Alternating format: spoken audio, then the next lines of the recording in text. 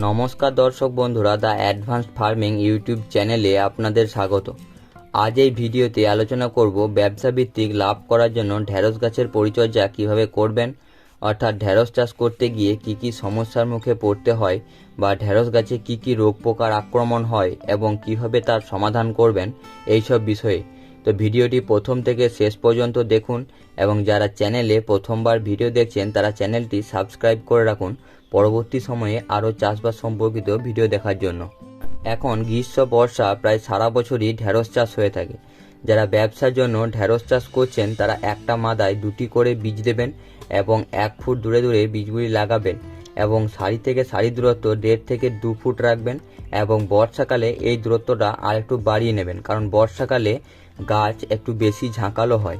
আর এই ব্যবসা করতে গেলে অবশ্যই আপনাদের F1 হাইব্রিড বীজ নিয়ে চাষ করতে হবে, কারণ F1 হাইব্রিড বীজগুলি জেনেটিক্যালি মডিফাইড করা থাকে, যার জন্য রোগের আক্রমণ অনেক কম হয় এবং অন্যান্য বীজের তুলনায় ব্যাপক পরিমাণে ফলন পাওয়া যায় এবং ভেন্ডির সবচেয়ে মারাত্মক রোগ সাহেব রোগের আক্রমণও অনেক কম হয়।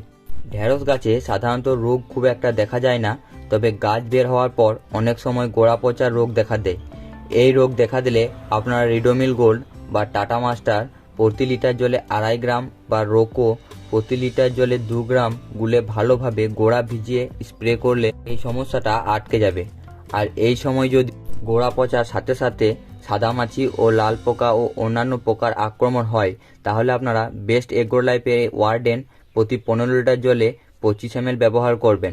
এটা রোগ ও পোকাকে একসাথে নিয়ন্ত্রণ করবে। ঢেঁড়স গাছে সবচেয়ে বেশি যেটা ক্ষতি করে সেটা হলো সাদামাছি, সবুজ মাছি, অ্যাফিড, জ্যাসিড, মাকড় ও অন্যান্য চষি পোকার আক্রমণ। এদের আক্রমণ বেশি দেখা দিলে গাছের পাতার রস চুষে গাছকে একেবারে জীর্ণ করে দেয়, যার ফলে ডগার দিকে আর ভালো পাতা বের হয় না। পাতায় হলুদ হলুদ ছাপ দেখা যায়। অনেক সময় গাছে ভাইরাসের আক্রমণও লক্ষ্য করা যায়, যার জন্য আর ফলন পাওয়া যায় না। আর গ্রীষ্মের সময় এই সাদামাছির আক্রমণ আরও বেশি দেখা যায়। তাই এই সাদামাছি ও অন্যান্য চষি পোকাকে নিয়ন্ত্রণ করার জন্য আপনারা বেস্ট এগ্রো লাইফের রনফেন প্রতি 15 লিটার জলে 15 থেকে 20 ml মিশিয়ে ব্যবহার করলে খুব ভালোভাবে এই পোকাকে নিয়ন্ত্রণ করতে পারবেন। এর পরিবর্তে আপনারা ট্রপিক্যালের ট্যাগ ফ্লাইও ব্যবহার করতে পারেন। আর এই কীটনাশকগুলি যদি না পাওয়া যায় তাহলে আপনারা বায়ারের মোভেন্টো এনার্জি প্রতি লিটার জলে 1 ml বা সিনজেন্টার পেগাসাস বা আগাস প্রতি 15 লিটার জলে 12.5 গ্রাম বা উলাল্লা প্রতি 15 লিটার জলে 10 গ্রাম সাথে অ্যাসাটাপ প্রতি 15 লিটার জলে 25 গ্রাম একসাথে মিশিয়ে স্প্রে করবেন। আর জৈবভাবে করছেন তারা লিবিক্সের ট্র্যাপ প্রতি লিটার জলে 1 ml মিশিয়ে স্প্রে করলে সাদামাছিকে কন্ট্রোল করতে পারবেন। তবে এই কীটনাশকগুলি একবার ব্যবহার করলে হবে না, আপনাকে এই কীটনাশকগুলি 7 থেকে 10 দিন অন্তর ঘুরিয়ে ফিরিয়ে স্প্রে করতে হবে।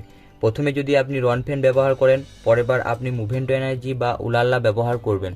আর এই কীটনাশকগুলি ব্যবহার করার পরেও যদি আপনার জমিতে মাকড়ের আক্রমণ লক্ষ্য করা যায়, তাহলে আপনারা বায়ারের ওবেরন বা ক্রিস্টালের অ্যাভাসিন প্রতি লিটার জলে 1 ml মিশিয়ে স্প্রে করবেন। এতে মাকড়ের পাশাপাশি অন্যান্য চষি পোকা ও লিফ মাইনারও নিয়ন্ত্রণ। এরপর দ্বিতীয় যে বড় সমস্যাটি দেখা দেয় সেটা হলো ফল ছিদ্রকারী বা কাণ্ড ছিদ্রকারী পোকার আক্রমণ। এরা গাছের ডগার দিকে ছিদ্র করে গাছকে বসিয়ে দেয় এবং ফলকে ছিদ্র করে ফলকে নষ্ট করে দেয়। এই পোকা নিয়ন্ত্রণ করার জন্য আপনারা এমামেকটিন বেনজোয়েট গ্রুপের কীটনাশক যেমন মিসাইল বা ইরমা বা EM1 প্রতি লিটার জলে 1 গ্রাম গুলে স্প্রে করবেন, বা ট্যাগ নোভারুলন বা মিস্ট্রি প্রতি 15 লিটার জলে 25 ml ব্যবহার করবেন, বা বায়ারের সোলেমন প্রতি লিটার জলে 1 ml ব্যবহার করবেন। এতে লেদা পোকার পাশাপাশি সাদামাছিও নিয়ন্ত্রণ হবে। এছাড়া আরও ভালো এবং দীর্ঘমেয়াদী এই লেদা পোকা নিয়ন্ত্রণ করার জন্য আপনারা কোটেভা এগ্রো সায়েন্সের ট্রেসার প্রতি 15 লিটার জলে 4 ml বা FMCর কোরাজেন প্রতি 15 লিটার জলে 5 ml বা সিনজেন্টার অ্যাম্প্লিগো প্রতি 15 লিটার জলে 10 ml বা বায়ারের ফেম প্রতি 15 লিটার জলে 5 ml মিশিয়ে স্প্রে করবেন। এতে আপনি লেদা পোকাকে দীর্ঘমেয়াদী নিয়ন্ত্রণ করতে পারবেন। তবে এই কীটনাশকগুলি স্প্রে করার জন্য খরচ একটু বেশি হবে। এছাড়া ঢেঁড়স গাছে ফুল ঝরে যাওয়া এবং বর্ষার সময় ফল পচে যাওয়ার একটা সম্ভাবনা দেখা দেয়। এই সমস্যাটা আপনার জমিতে দেখা দিলে এটি আটকানোর জন্য আপনারা অ্যামিস্টার টপ প্রতি লিটার জলে 1 ml বা নেটিভো প্রতি 15 লিটার জলে 10 গ্রাম বা ট্রাইকালার প্রতি 15 লিটার জলে 15 ml বা সুমিটোমোর হারু বা সলু যে কোনো একটা ছত্রাকনাশকের সঙ্গে প্রতি লিটার জলের জন্য 2 গ্রাম বোরন মিশিয়ে স্প্রে করলে এই সমস্যাটা বন্ধ হয়ে যাবে। আর সাথে সাথে ঢ্যাঁড়স গাছের ডাউন মিল্ডু বা পাউডার মিল্ডু যে রোগগুলি হয় সেগুলিও আটকে যাবে। যেহেতু আপনি ব্যবসা করার জন্য ঢ্যাঁড়স চাষ করেছেন, তাই আপনি যতটা পারবেন ততটা ফলন আপনাকে গাছ থেকে আদায় করে নিতে হবে। এর জন্য আপনাদের একটা ভালো পিজিআর যেমন বায়োভিটা এক্স বা অলউইন গোল্ড সুপার বা ইসাবিয়ন বা এগুলি না পাওয়া গেলে সাগরিকা বা মিরাকুলান প্রতি লিটার জলে 2 ml ও একটা মাইক্রোনিউট্রিয়েন্ট যেমন মোমোবিন বা ট্রাস্কোফাইভ প্রতি লিটার জলে 2 গ্রাম মিশিয়ে মাঝে মাঝে স্প্রে করতে হবে।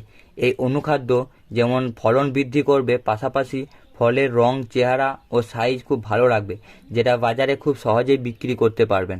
আর যদি দেখেন যে আপনার জমিতে ফুলের সংখ্যা অনেক কম বা একেবারে নেই, তাহলে আপনারা এই অ্যাম্পেল বায়োকেয়ারের ভেড়া প্রতি 15 লিটার জলে 2 থেকে 2.5 ml সাথে একটা অনুখাদ্য ট্রাস্কোফাইভ বা মোমোবিন মিশিয়ে স্প্রে করবেন। দেখবেন 2-3 দিনের মধ্যেই আপনার জমিতে ফুলজালির সংখ্যা অনেক বেড়ে গেছে। তো এইভাবেই ঢ্যাঁড়স গাছের পরিচর্যা করুন, আশা করছি লাভবান হবেন। এবং এর বাইরে যদি অন্য কোনো সমস্যা আপনার জমিতে লক্ষ্য করেন তাহলে কমেন্ট করে অবশ্যই জানাবেন, উত্তর দেওয়ার চেষ্টা করব। এবং ভিডিওটি ভালো লাগলে একটা লাইক করবেন এবং অন্যদের সাথে